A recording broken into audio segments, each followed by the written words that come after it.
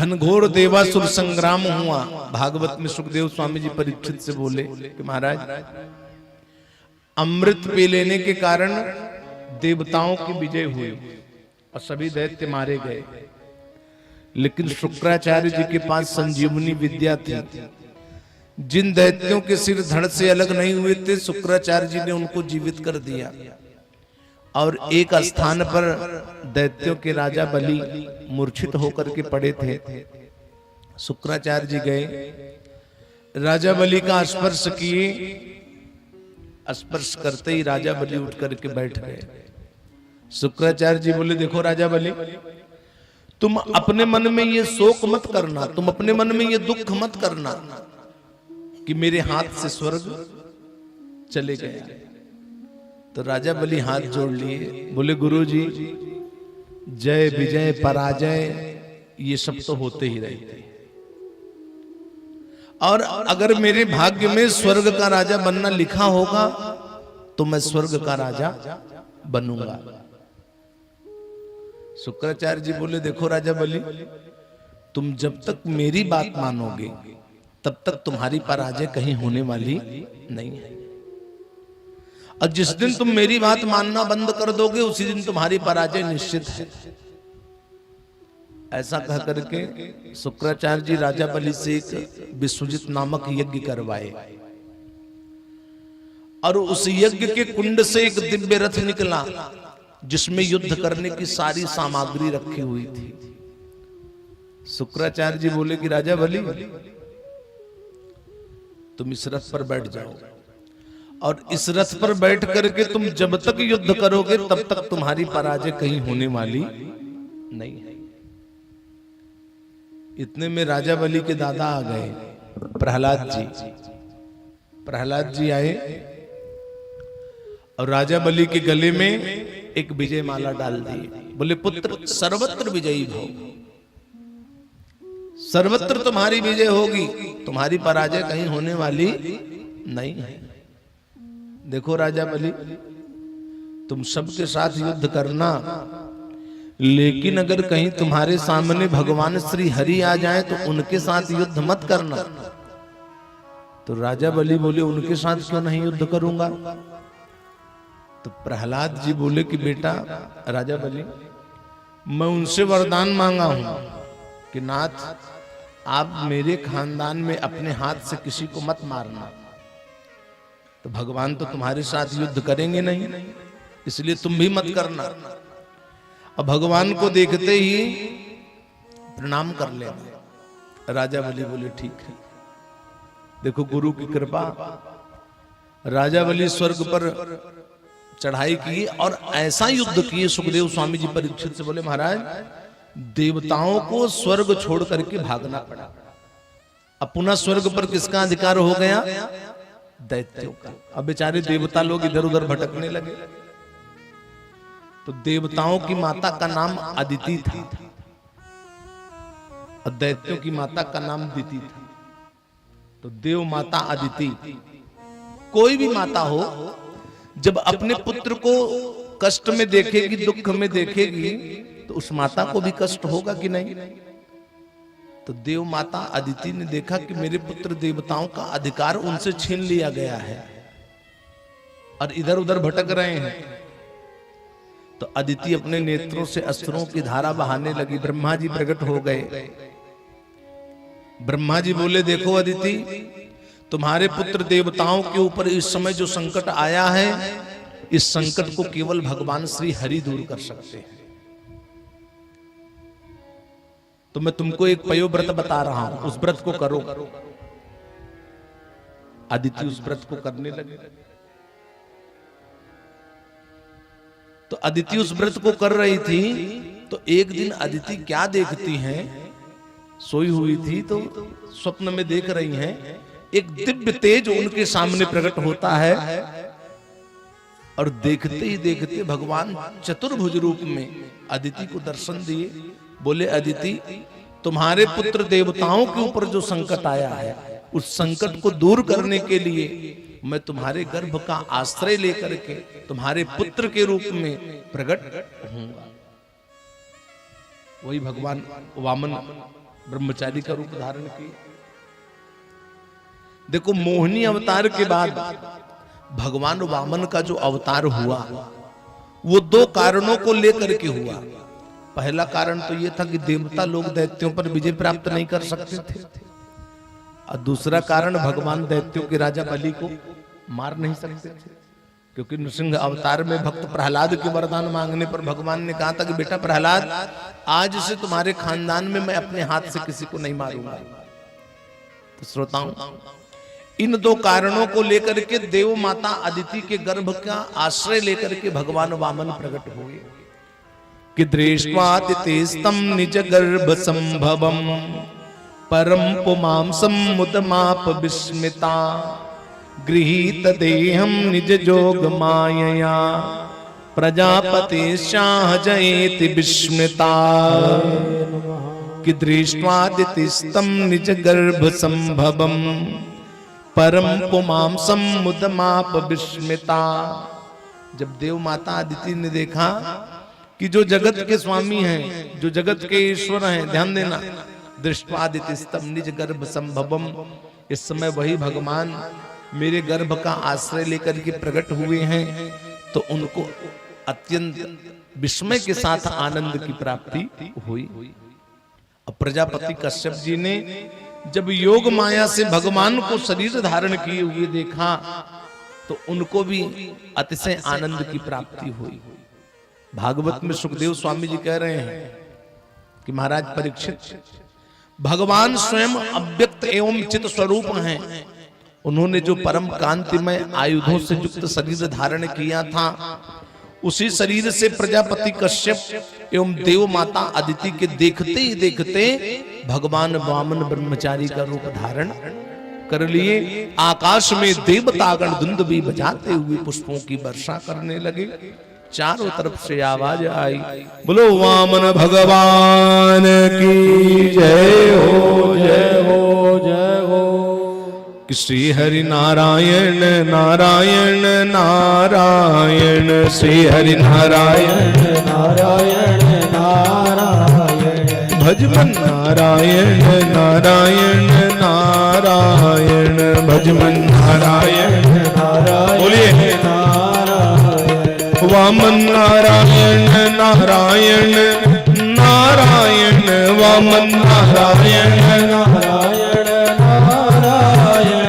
वामन नारायण नारायण नारायण, वामन नारायण नारायण नारायण, श्री हरि नारायण नारायण नारायण, श्री हरि नारायण नारायण नारायण, वामन नारायण नारायण नारायण, वामन नारायण नारायण नारायण, लक्ष्मी नारायण नारायण नारायण, लक्ष्मी नारायण नारायण नारायण, लक्ष्मी नारायण नारायण नारायण, लक्ष्मी नारायण नारायण नारायण, श्री हरि नारायण नारायण नारायण, श्री हरि नारायण नारायण नारायण, भजमन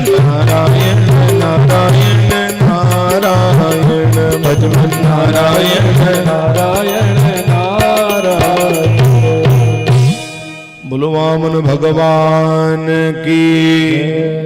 श्रोताओं, जैसे ही भगवान वामन ब्रह्मचारी का रूप धारण किए तो भगवान को ब्रह्मचारी के रूप में देख करके महर्षियों को बड़ा आनंद आया।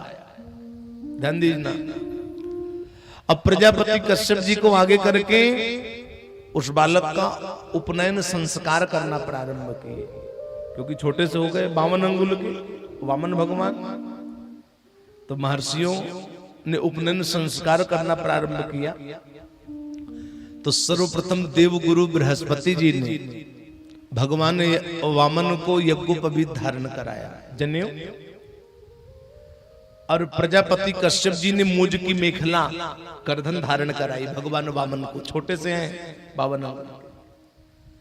अब पृथ्वी देवी ने मृग चर्म दिया आसन के लिए, और माता अदिति ने कौपीन एवं कटिवस्त्र दिया धारण करने के लिए, आकाश ने छत्र दिया भगवान वामन को, और ब्रह्मा जी ने कमंडल दिया, सप्तर्षियों ने कुश दिया, सरस्वती जी ने रुद्राक्ष की माला दिया, और कुबेर ने भगवान वामन को भिक्षा मांगने का पात्र दिया, और स्वयं भगवती उमा ने भगवान वामन को भिक्षा दिया।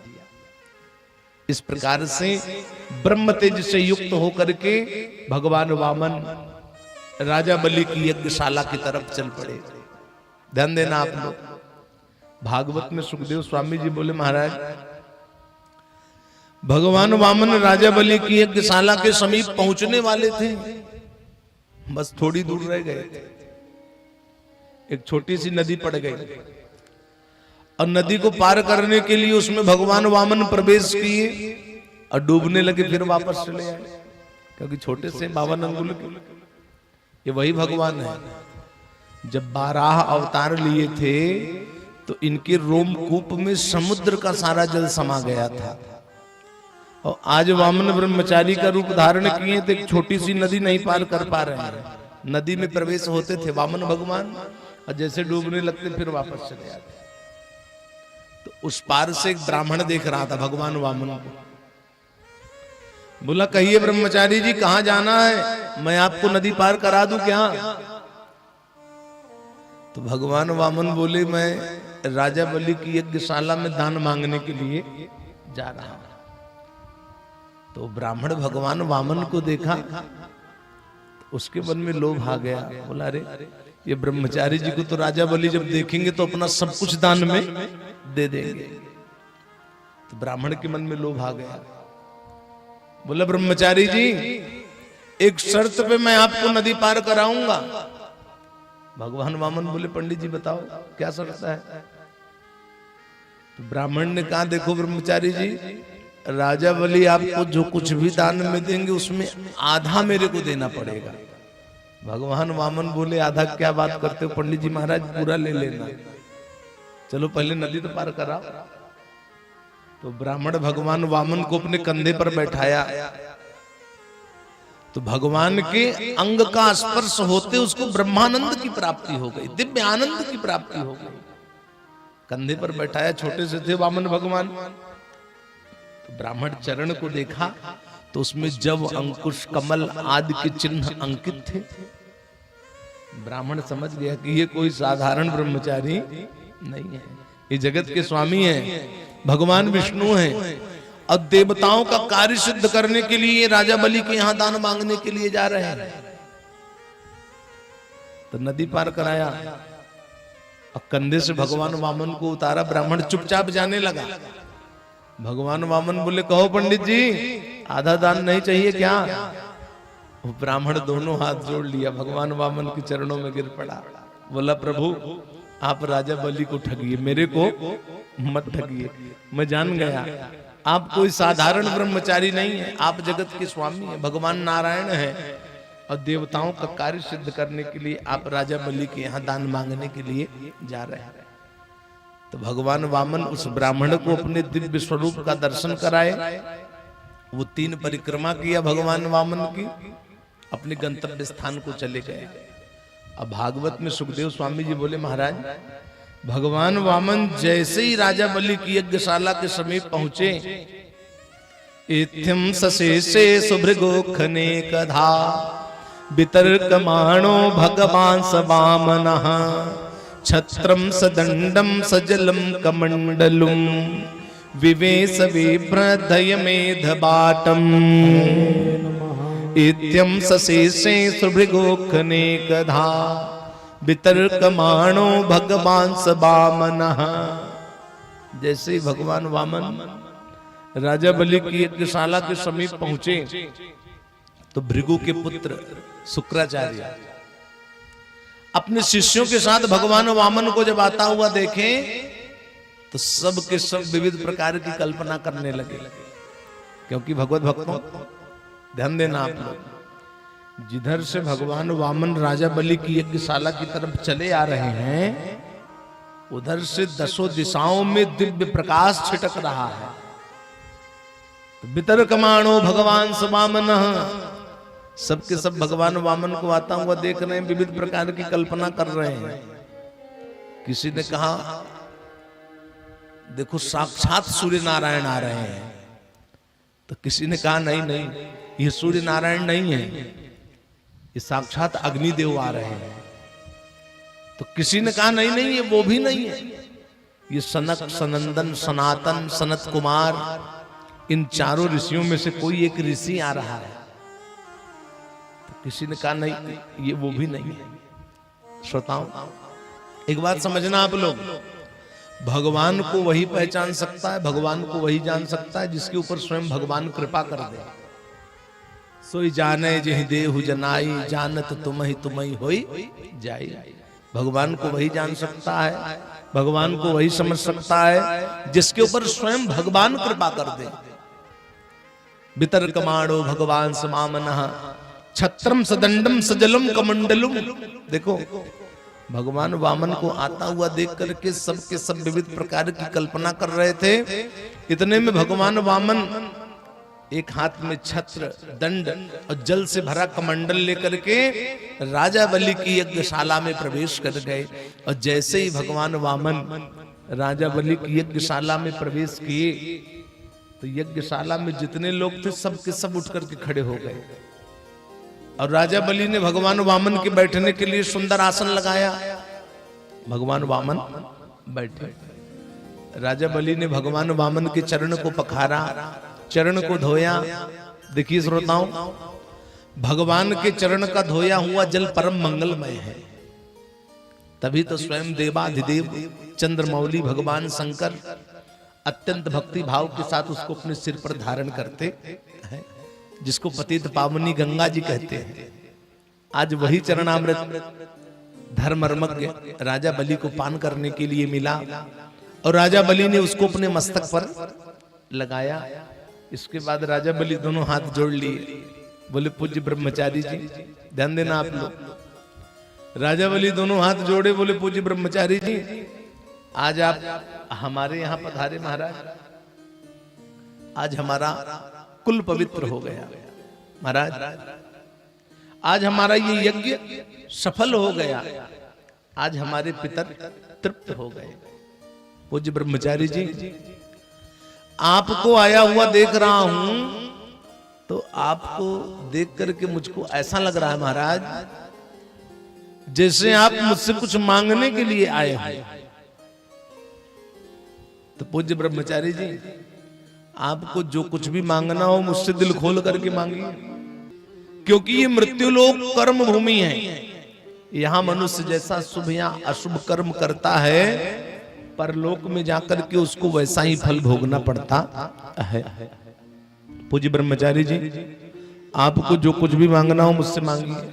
राज्य, हाथी, घोड़े, नौकर, चाकर, पैदल चलने वाली चतुरंगनी सेना, सोना चांदी, जो भी मांगना हो कहिए ब्रह्मचारी जी। आपको भूमि दान दूं कि स्वर्ण दान दूं कि अन्य दान दूं, आपको जो भी मांगना हो मुझसे मांग लीजिए। भागवत में सुखदेव स्वामी जी बोले, परीक्षित, राजा बलि के ये वचन अत्यंत भक्ति भाव से भरे थे, बड़े मधुर थे। भगवान वामन सुने, भगवान वामन बोले कि राजा बलि ये जितनी बातें तुम मुझसे कह रहे हो ये सारी बातें तुम अपनी कुल परंपरा के अनुसार कह रहे हो, क्योंकि राजा बलि तुम्हारा कुल दो चीजों में सदैव आगे रहा है। भगवान वामन राजा बलि से कह रहे हैं कि राजा बलि तुम्हारा कुल दो चीजों में सदैव आगे रहा है, पहला दान करने में और दूसरा युद्ध करने में तुम्हारा कुल कभी पीछे नहीं रहा। देखो राजा बलि, तुम्हारे ही कुल में हरिणाक्ष जैसे वीर का जन्म हुआ था, जिसकी बराबरी का कोई योद्धा ही नहीं था इस भूतल पर, जिससे स्वयं भगवान विष्णु बड़ी कठिनाई से युद्ध में विजय प्राप्त की। और इसी तरह से तुम्हारे पिता जो बिलोचन कुमार थे वो तो ब्राह्मणों के परम भक्त थे। यहां तक कि देवताओं ने ब्राह्मण का रूप बना करके उनसे उनकी आयु तक का दान मांग लिया, और वो सब कुछ जानते हुए भी अपनी आयु का दान कर दिए। तो राजा बलि तुम उसी धर्म का आचरण करने वाले, तुम उसी धर्म का पालन करने वाले हो। मुझको पूर्ण विश्वास है कि मैं तुमसे जो कुछ मांगूंगा तुम मुझको दोगे, मना नहीं करोगे। लेकिन विद्वान पुरुष को अपनी आवश्यकता के अनुसार ही दान स्वीकार करना चाहिए, जिससे वो पाप करने से बचा रहे। भगवान वामन बोले, राजा बलि मेरे को ज्यादा कुछ नहीं चाहिए, मेरे को बस 3 पग भूमि चाहिए। राजा बलि बोले, ब्रह्मचारी जी ये क्या मांग रहे हो आप?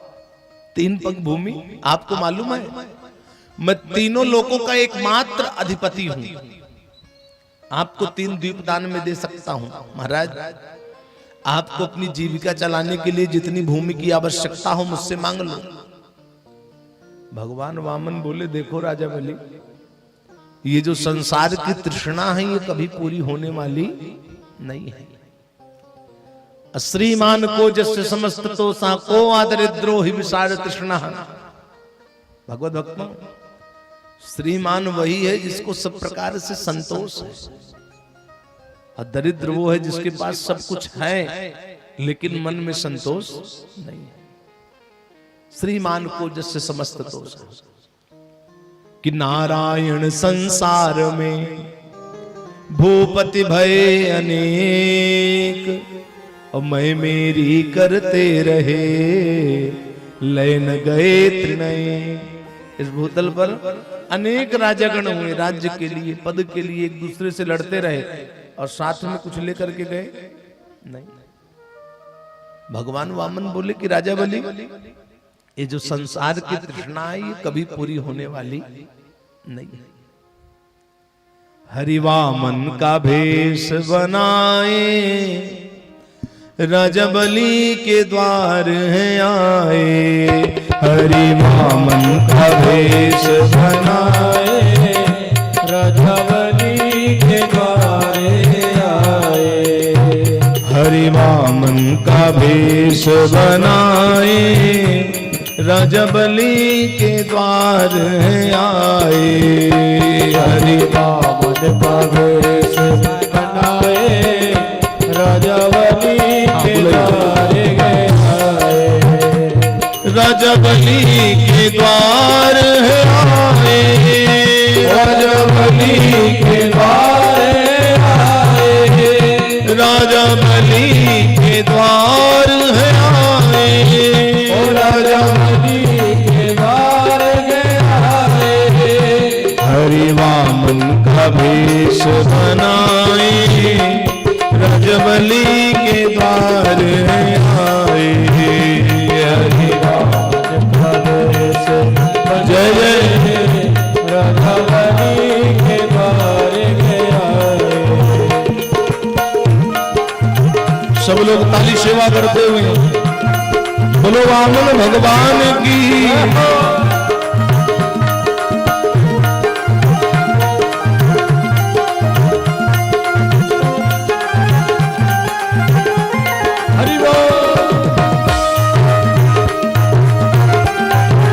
जय जय।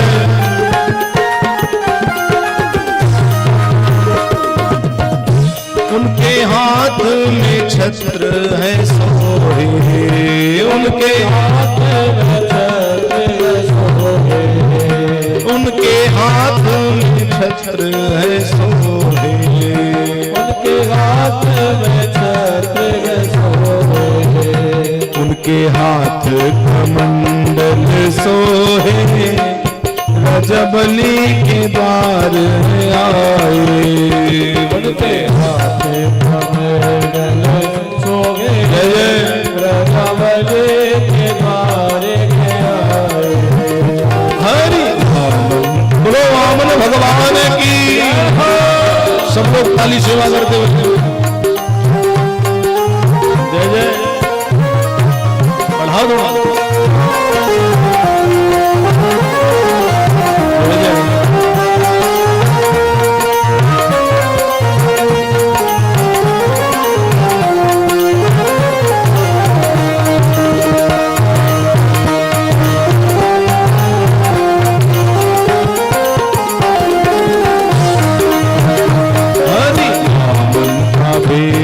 बनाए, रजबली के द्वार है आए। हरि वामन का वेश बनाए, रजबली के द्वार है आए। रजबली के द्वार है आए, ओ रजबली के द्वार है आए। रजबली के द्वार है आए, रजबली के द्वार है आए। हरि वामन का भेष बनाए, रजबली के द्वार है आए। हरि वामन का भेष बनाए, रजबली के द्वार है आए। श्री राधे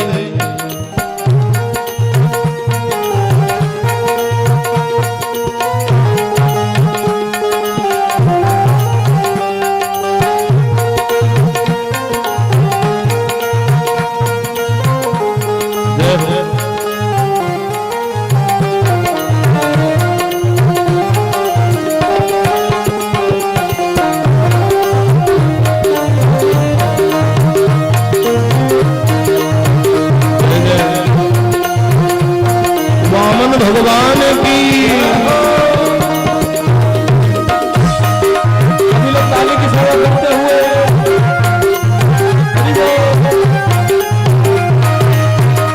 उनके कांधे जनेऊ सोहे, उनके कांधे जनेऊ सोहे, उनके कांधे जनेऊ सोहे, उनके कांधे जनेऊ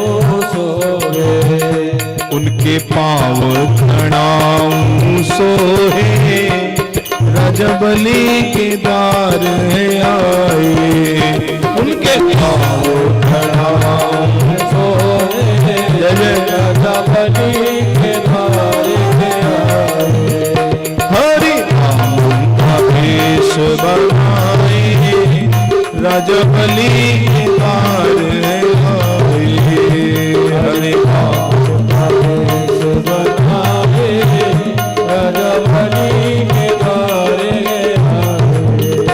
रजबली के द्वार है आए, ओ रजबली के द्वार है आए। रजबली के द्वार है आए, ओ रजबली के द्वार है आए। देखो भगवान वामन का आगमन हुआ है, सब लोग दोनों हाथ उठा करके ताली सेवा करते हुए क्या बोलेंगे? हरि वामन का भेष बनाए, रजबली के द्वार है आए।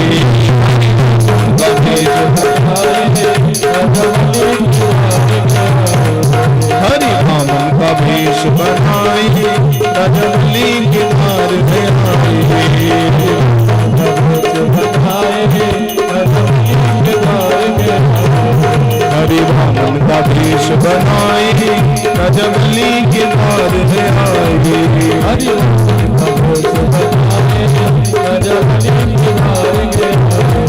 रजबली के द्वार है आए, रजबली के द्वार है आए। रजबली के द्वार है आए, रजबली के द्वार है आए। रजबली के द्वार है आए, रजबली के द्वार है आए।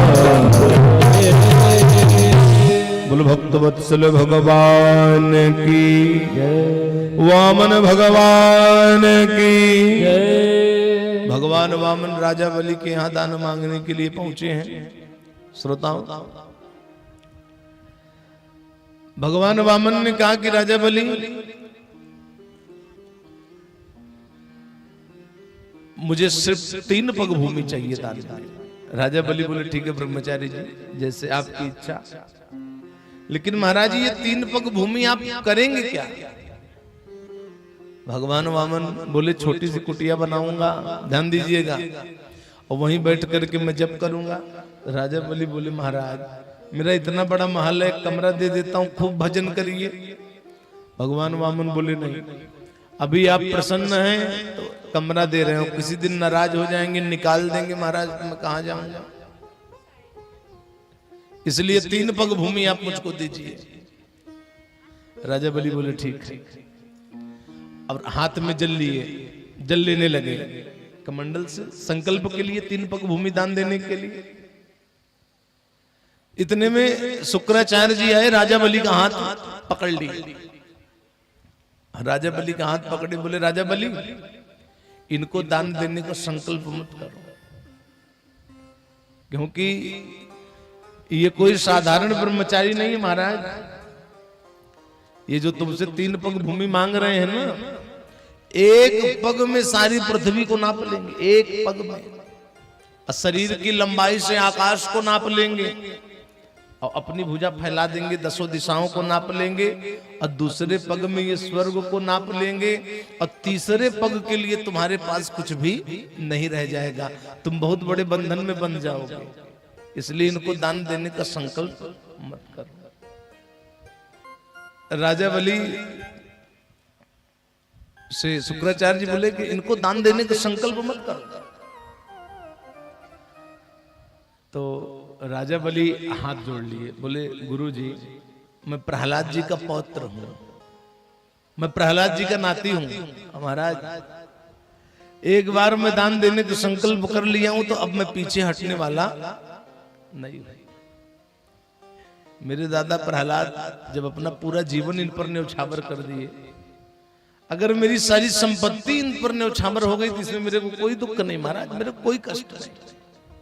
शुक्राचार्य बोले मूर्ख तू मेरी बात नहीं मानता, गुरु की बात नहीं मानता, मैं श्राप देता हूं कि तेरे पास लक्ष्मी नहीं रहेगी। गुरु के श्राप को भी सह लिए राजा बलि, लेकिन वो सत्यवादी नरेश राजा बलि, ध्यान देना, अपने धर्म का त्याग नहीं किया। अब हाथ में जल लेने लगे। शुक्राचार्य जी से नहीं रहा गया, कमंडल की टोटी में मछली बन के प्रवेश कर गए। अब जल नीचे गिर ही नहीं रहा है। भगवान बोले तो पीछे पड़ गया है शुक्राचार्य जी। तो राजा बलि के हाथ से कमंडल लिए, कमंडल की टोटी में कुछ को डाले तो शुक्राचार्य की एक आंख फूट गई। शुक्राचार्य बोले जल्दी भागो नहीं दूसरी आंख भी फूट देंगे। तुरंत वहां से भाग गए। अब राजा बलि हाथ में जल लिए और जैसे ही जल लिए और 3 पग भूमि दान देने का संकल्प जैसे ही पूरा किए तो संकल्प पूरा होते ही भगवान वामन का विराट रूप हो गया। आकाश में देवतागण धुंद भी बजाते हुए पुष्पों की वर्षा करने लगे और चारों तरफ से आवाज आई, बोलो विराट भगवान की जय हो, जय हो, जय हो। जय जय विराट जय जगत पते, जय जय विराट जय जगत पते, जय जय विराट जय जगत पते, जय जय विराट जय जगत पते, जय जगत पते जय रमापते, जय जगत पते जय रमापते, जय जगत पते जय रमापते, जय जगत पते जय रमापते, जय जय विराट जय जगत पते, जय जय विराट जय जगत पते, जय जय विराट जय जगत पते, जय जय विराट जय जगत पते, जय जगत पते जय रमापते, जय जगत पते जय रमापते, जय जगत पते जय रमापते, जय जगत पते जय रमापते, जय जय विराट जय जगत पते, जय जय विराट जय जगत पते, जय जय विराट जय जगत पते,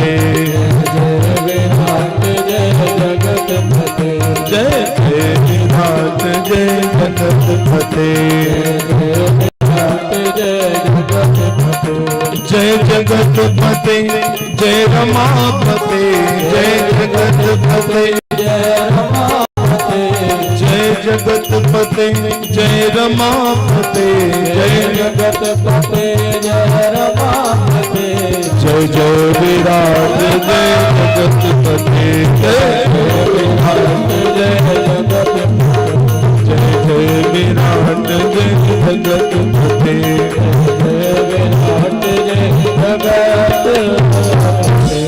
विराट भगवान की। भगवान वामन का विराट रूप हुआ।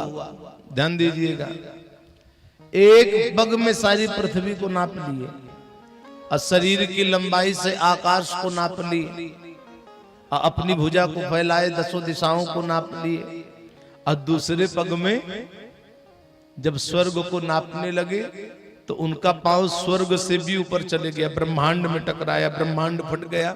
वहीं से बिरजा नदी बही, ब्रह्मा जी ने अपने कमंडल में धारण किया। और राजा बलि कितना पग भूमि दान देने का संकल्प किए थे? 3। और दिए कितना? 2 पग। भगवान गरुण को इशारा किया कि राजा बलि को बंदी बना लो। श्रोताओ, अब गरुण राजा बलि को बंदी बना लिए। भगवान राजा बलि के पास गए। राजा बलि के पास भगवान गए, बोले क्यों राजा बलि, तुमको अपने राज्य पर, अपने पद पर बड़ा अभिमान था, तुम अपने आप को तीनों लोकों का एकमात्र स्वामी समझते थे। मैं तुम्हारे संपूर्ण राज्य को, संपूर्ण पद को 2 पग में ही नाप लिया और तुम 3 पग भूमि दान देने का संकल्प किए थे। तुम्हारा संकल्प झूठा हो गया। अब इस झूठे संकल्प का फल कुछ दिन इस बंधन में पड़ करके भोगो। तो राजा बलि हाथ जोड़ लिए, बोले कि नाथ, मेरे दादा प्रहलाद जब अपना पूरा जीवन आप पर न्यौछावर कर दिए, तो अगर मेरी सारी संपत्ति आप पर न्यौछावर हो गई तो इसमें मेरे को कोई कष्ट नहीं, मेरे को कोई दुख नहीं है। अब इतने में प्रहलाद जी आ गए। प्रहलाद जी आए, बोले प्रभु, ये आपने राजा बलि के ऊपर बहुत बड़ी कृपा किया, क्योंकि नाथ आप जिसके ऊपर कृपा करते हैं उसका सब कुछ छीन लेते हैं। आपने कृपा किया राजा बलि के ऊपर, बहुत बड़ी कृपा की। अब इतने में राजा बलि की अर्धांगनी आ गई, राजरानी विंध्यावली। ध्यान दीजिएगा, आई राजा बलि की अर्धांगनी। अब बोली प्रभु, इस संसार में जो झूठ मूठ के अपने आप को कर्ता मानते हैं, उनसे बढ़कर के अभागा और कोई दूसरा नहीं है। नाथ, ये आपने राजा बलि के ऊपर बहुत बड़ी कृपा किया, लेकिन एक कृपा और कर दो, इनको ये जो बंधन में बांधे उस बंधन से इनको मुक्त कर दो। भगवान बोले, राजरानी विंध्यावली, तुम्हारे पति ने 3 पग भूमि दान देने का संकल्प किया था और दिया कितना? 2 पग। 1 पग दे दो, तुम्हारे पति को मैं छोड़ देता हूं। तो राजरानी विंध्यावली ने कहा कि प्रभु, आप मुझसे 1 पग भूमि मांग रहे हैं, मैं आपको पुनः 3 पग भूमि दे रही हूं, आप रखिए। आप अपना पहला पग ये राजा बलि के मस्तक पर रखिए, दूसरा पग आप मेरे मस्तक पर रखिए, क्योंकि मैं राजा बलि की अर्धांगनी हूं।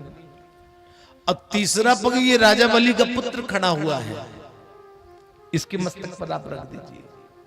इतना सुने भगवान, भगवान के कमल सरीखे बड़े बड़े नेत्रों से अश्रुओं की धारा बह चली और भगवान ने कहा कि दुर्लभो वैष्णवो राजा, दुर्लभो विप्र वैष्णवः, दुर्लभा वैष्णवी नारी, अति दुर्लभ दुर्लभा।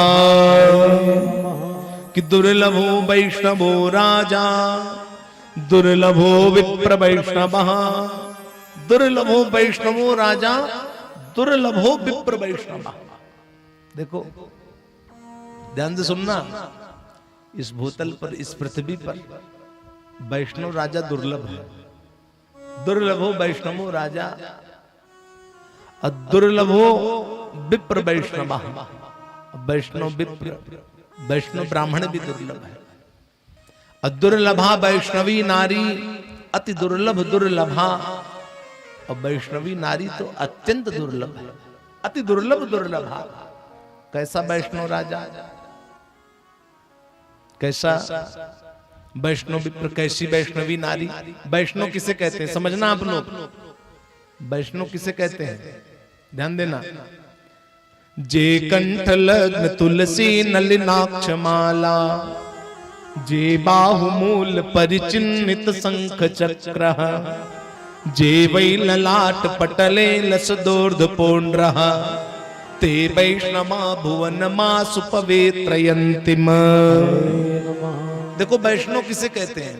जे कंठ लग्न तुलसी नलिनाक्ष माला, जिसके गले में तुलसी की माला पड़ी हो, नलिनाक्ष कमलगट्टे की माला पड़ी हो,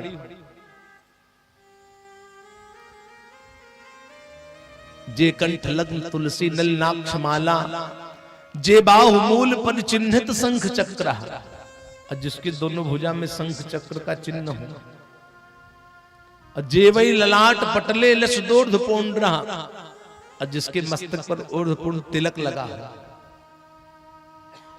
जिसे लगा हुआ देख रहे ना, ते वैष्णवा। तिलक कई प्रकार का होता है, तिलक कई प्रकार का लोग लगाते हैं। देवी जी को टीका टाको, अब महादेव को आड़ो, अब बल्लभ जी को छप्पक छैया, और नारायण को ठाढ़ो। जो देवी जी के भक्त होते हैं क्या लगाते हैं? टीका टाको।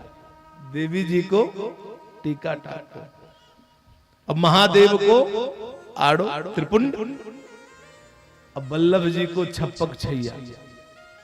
छप्पक छैया तिलक कैसे होता है? वृंदावन गए हैं आप लोग, पूरे माथे पर जो ऐसे लगा देते हैं उसको कौन सा तिलक कहते हैं? बल्लभ जी को छप्पक छैया और नारायण को ठाढ़ो, ऊर्ध्वपूर्ण तिलक। तो ते वैष्णवा, जो तुलसी की माला धारण किया है, मस्तक पर तिलक लगाया है, वो वैष्णव अपने आप को तो पवित्र करता ही है, जहां जाता है उस भूमि को भी पवित्र कर देता है। श्रोताओं, भगवान ऐसा कह रहे थे, इतने में ब्रह्मा जी आ गए। वहां पर ब्रह्मा जी आए, अब बोले प्रभु आपके चरण कमल में जो एक लोटे जल का अर्घ मात्र दे देता है, आप उसके ऊपर प्रसन्न हो जाते हैं। अब प्रसन्न होकर के आप उसको सब कुछ प्रदान कर देते हैं। तो नाथ, ये राजा बलि तो अपना सब कुछ आपके ऊपर न्यौछावर कर दिया, तो ये दुख का भागी कैसे हो सकता है? भगवान बोले ब्रह्मा जी, ये राजा बलि उस माया पर विजय प्राप्त कर लिया जिस माया पर विजय प्राप्त करने में बड़े बड़े जोगींद्र मुनींद्र असमर्थ हैं। देख नहीं रहे हो, मैंने इससे छल भरी बातें की, मैंने इसके राज्य को छीन लिया, इसके पद को छीन लिया, लेकिन ये सत्यवादी नरेश राजा बलि अपने धर्म का त्याग नहीं किया, अपने धर्म का पालन किया। इसलिए ब्रह्मा जी, ये अगले मनवंतर में मेरा परम भक्त इंद्र होगा, मैं इसे स्वर्ग का राजा बनाऊंगा, लेकिन अगले मनवंतर में ये इंद्र होगा। तब तक के लिए मैं इसको सुतल लोक का राज्य दे रहा हूं, अब मैं स्वयं इसके द्वार पर खड़े होकर के इसकी पहरेदारी करूंगा। भगवान राजा बलि से जो दान में लिए देवताओं को दे दिए, राजा बलि को कहां का राजा बनाए? सुतल लोक। अब भगवान सुतल लोक में राजा बलि के पहरेदार बन रहे हैं, ये बात प्रहलाद जी को पता चल गई। तो प्रहलाद जी भी सुतल लोक चले गए कि रोज भगवान का दर्शन तो होगा। नारद जी पहुंच गए लक्ष्मी जी के पास, ध्यान देना, नारद जी लक्ष्मी जी के पास पहुंचे, बोले माता जी, भगवान राजा बलि को ठगने गए तो खुद ठगा गए, पहरेदार बन गए सुतल लोक में। तो लक्ष्मी जी बोली, बेटा नारद, कोई ऐसा उपाय बताओ जिससे उनको मैं वापस ले आऊं। तो नारद जी बोले, एक उपाय है, आप श्रावण की पूर्णिमा के दिन एक सुंदर स्त्री का रूप धारण करें, सुतल लोक जाएं और राजा बलि के हाथ में रक्षा सूत्र बांधें, और फिर राजा बलि बोलेगा बहन क्या चाहिए, तो समझ जाओ क्या मांगना है। लक्ष्मी जी बोली ठीक। तो श्रावण की पूर्णिमा के दिन लक्ष्मी जी एक सुंदर युवती का रूप धारण की सुतल लोक पहुंची। भगवान पहरेदार बनकर के खड़े हैं राजा बलि के, और ऐसा स्वरूप बना करके लक्ष्मी जी पहुंची, भगवान भी नहीं पहचान पाए। लक्ष्मी जी भीतर गई, राजा बलि का हाथ पकड़ी, रक्षा सूत्र बांधी। तो राजा बलि बोला, बहन क्या चाहिए? अब राजा बलि को क्या पता कि साक्षात लक्ष्मी जी आई है। बोली, हमारे यहां सब कुछ है, किसी चीज की कोई कमी नहीं है, सब है। तो राजा बलि बोला, नहीं, कुछ तो मांगना पड़ेगा। लक्ष्मी जी बोली हमारे यहाँ सब कुछ है, किसी चीज की कोई कमी नहीं, फिर भी अगर आप कुछ देना चाहते हैं तो हमारे यहाँ चतुर पहरेदार नहीं है। अब महाराज आपका जो पहरेदार है बड़ा होशियार है, उसी को दे दो। अब राजा बलि को समझने में देरी नहीं लगी। राजा बलि तुरंत चरणों में गिर पड़े, हाथ जोड़ लिए, बोले माता जी आपके पति देव ब्रह्मचारी बन के ठगने आए थे, खुद ठगा गए, पहरेदार बन गए, अब आप बहन बन के ठगने आई हैं। इतने में भगवान आ गए वहां पर। भगवान आए, बोले राजा बलि ये मुझे मांग रही, दे दो, मैं एक रूप से यहाँ रहूंगा, एक रूप से बैकुंठ में रहूंगा। राजा बलि हाथ जोड़े, बोले प्रभु आप बैकुंठ में ही निवास करिए, बस कृपा दृष्टि आप बनाए रखना। भगवान बोले मेरी वाणी असत्य नहीं होगी, मैं एक रूप से यहाँ रहूंगा, तुम्हारे यहाँ पहरेदार बनूंगा, और एक रूप से मैं बैकुंठ में निवास करूंगा। तो भगवान एक रूप से राजा बलि के पहरेदार बने रहे और एक रूप से बैकुंठ में निवास किए। देखो राजा बलि की इस कथा को श्रवण करके हम सबको ये ज्ञान मिलता है कि हर परिस्थिति में हमें अपने धर्म की रक्षा करनी चाहिए, हमें अपने धर्म का पालन करना चाहिए, क्योंकि शिव दधीच हरिचंद्र नरेशा सहव धर्म हित कोटि कलेशा, धर्म न दूसर सत्य समाना, आगम निगम पुराण बखाना। धर्म के समान और कोई दूसरा धर्म नहीं है, और हम लोगों का एक ही धर्म है। कौन सा धर्म है हमारा? सनातन धर्म। भारत में है, हम हिंदू हैं, और हमारा क्या धर्म है? सनातन धर्म है, और सनातन धर्म का ही पालन हमें करना चाहिए। यदि हम धर्म का पालन करेंगे, हम अपने धर्म की रक्षा करेंगे, तो वो धर्म हमारा पालन करेगा, वो धर्म हमारी रक्षा करेगा। और हम ही लोग अपने धर्म का पालन नहीं करेंगे, धर्म की रक्षा नहीं करेंगे, तो हमारी भी रक्षा कोई करने वाला नहीं है।